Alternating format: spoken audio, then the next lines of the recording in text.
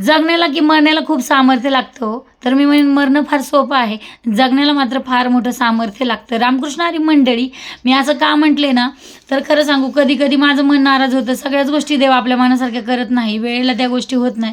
मग नाराज झालं ना तर मला असं वाटतं की आपण सरकारी दवाखान्यात एक फेरी मारून आलं पाहिजे. मग त्यावेळेला कळतं की आयुष्य आणि संघर्ष म्हणजे काय आहे. कधी कधी हार, कधी जीत, कधी न होणार आपल्या मनासारख्या गोष्टींनी माणसाचं मन नाराज झालं ना, बाहेर अवश्य पडायचं. आणि मग कळतं की आपलंही आपल्या गोष्टी मनासारख्या होतील, पण ज्यावेळेला त्याच्या मनात येतील ना त्यावेळेसच होतील. त्याच्यावर असलेला नितांत विश्वास तो जागृत ठेवायचा आणि त्याला कधी विसरायचं नाही. तो पहिला दरवाजा बंद करायच्या आधी दुसरा दरवाजा उघडून ठेवतो, त्यावेळेला तो बंद दरवाजा करतो.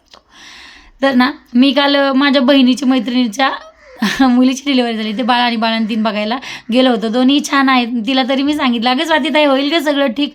पण मला मात्र असं कोणच म्हणत नाही की होईल का सगळं ठीक, तू नको का काळजी करू. मी माझ्या मनाला मी स्वतःच समजावून सांगते, होईल सगळं नीट.